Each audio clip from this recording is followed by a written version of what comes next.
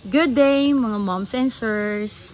My name is Rizame Rohabelio and welcome back to my YouTube channel, Rich Garden. Pagpasensyaan nyo ng mga moms and sirs yung GH ko ngayon kasi medyo makalat. Ayan. Pero ito talaga parating ganap sa GH ko mga moms and sirs. Ito talaga parati yung senaryo pag nag-aayos ako, naglilinis, nagre-rearrange, lalong-lalo na pag nagre-repat ko mga moms and sis. Kaya for today's video, ipapakita ko sa inyo yung mga bagong order ko na dumating last week and then niripat ko kahapon. Kasi, nung dumating to sa Bacolod, on duty ako, kaya nagpasuyo ako sa husband ko na kunin, then pagdating dito, i-air dry mga moms and sirs kasi uprooted to pagdating sa akin.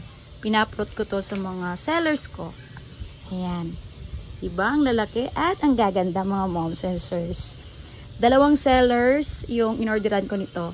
Yung unang seller is nakapangalawang order na ako sa kanya. Then yung isang seller naman, first order ko pa lang sa kanya mga moms and sirs. And hindi naman ako nabigo or na-disappoint kasi magaganda talaga yung mga cacti na na-order ko sa kanya.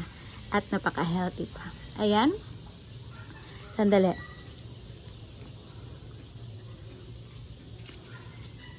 Ayan. Saan ba tayo magsisimula? Dito or dito? Dito na lang siguro sa Lactea. Eto. Medyo na-a-addict ako sa Lactea kasi hiyang siguro ditong Lactea sa akin. Kaya, ayun, napa-order ulit. At ito yung pinakamalaking Lactea na meron ako ngayon. And then, itong yellow ball na napakalaki. Ito din yung golden ball, yellow ball na meron ako ngayon na super laki. Ayan. May mga yellow ball ako dito na medyo iba-iba yung color nila kahit tinatawag na yellow ball. Siguro nakadepende sa sun exposure nila yung pagka-stress ng color nila mga moms and sirs. Ayan. Then ito yung Mamillaria na clamp. Clamp Mamillaria Jimenespina. Then ito yung crested Jimenespina niya. Ayan. Ito yung natural shape niya. And then ito yung crested niya. Ayan. Medyo hindi pa magandang tingnan kasi wala pa yung toppings na na lava rock. Ayan. Later ko lang yan lalagyan ng toppings na lava rock mga moms and sirs. Tapos, ito, ang clam parodia mga moms and sirs. Medyo madumi yung niya kasi hindi ko to nilinis. Gabi kasi yung paglipat ko nito sa kanya. Ayan.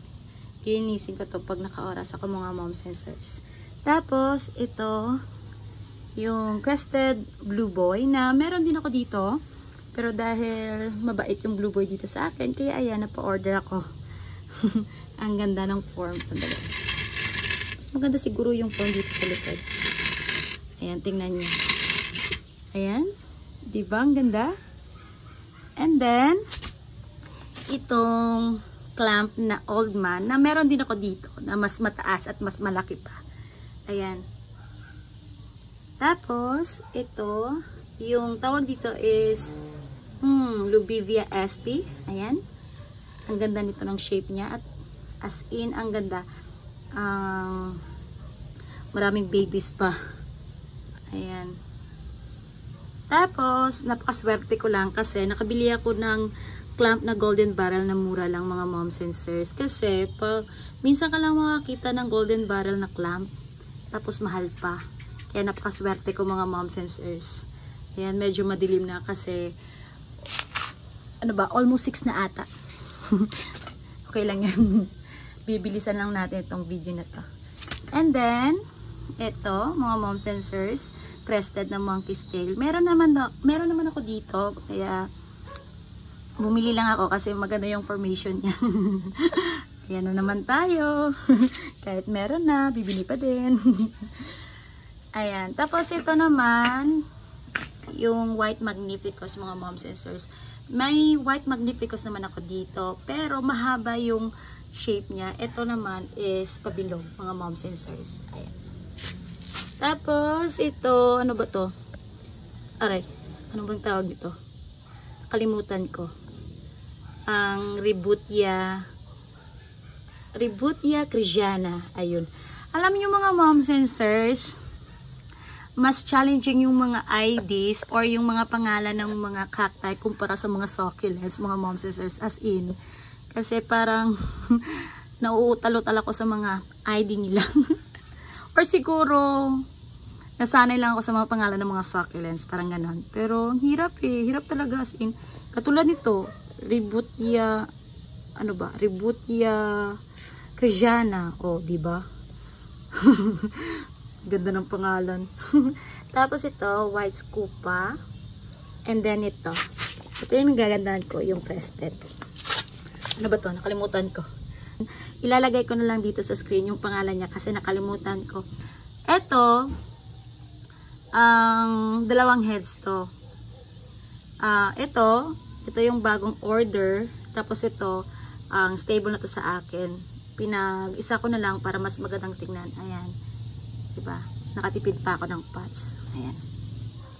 Ayan lang mga order ko, mga moms and sirs. Tapos, ito, yung mga order ko pa na hindi ko pa naripat dahil nakulangan nga ng garden soil.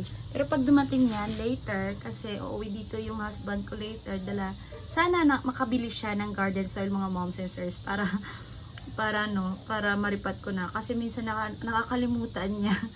Ayan, kasi excited na umuwi, kumbaga. Ayan mga moms and sirs. Ayan. Ito, hindi ko pa naripat. Pero okay lang yan. Ang ganda naman. Super stress. Kalimutan ko yung pangalan nito. Meron ako doon. Super stress talaga. Doon sa kabila. Sa labas, I mean. Ito. Nakalimutan ko yung pangalan nito. Ayan. Ang nagagandahan ko lang sa bagong seller ko to kasi ina-update niya ako kung anong status ng mga cacti ko na in-order ko sa kanya, mga moms and sirs. Meron kasi akong dalawang cacti na in-order sa kanya na nagmashi. In-inform niya na ako ahead na hindi niya na i-deliver or hindi niya na i-ship to kasi mamamatay talaga yung cacti na kung ipipilit niya talaga na i-ship, kumbaga mga moms and sirs. Kasi hindi na stable eh. Mashi na talaga yung lower part niya.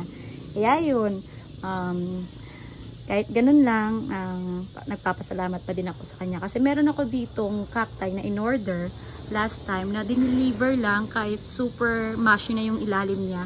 Kaya ayun, 2 days lang ata dito, namatay na. Nalusaw. May sakit na talaga bago i-ship. Kaya nagpapasalamat ako kahit ganun lang, nagpapasalamat pa din ako. Big deal yun sa mga buyer, mga moms and sirs. Kumbaga less bayad pa. Ayan lang mga moms and sirs. Sana nagustuhan nyo yung vlog na to at sana supportahan nyo pa ako sa susunod ko pang vlog, mga moms and sirs. Salamat sa panonood. Thank you so much. Bye-bye. Bye-bye.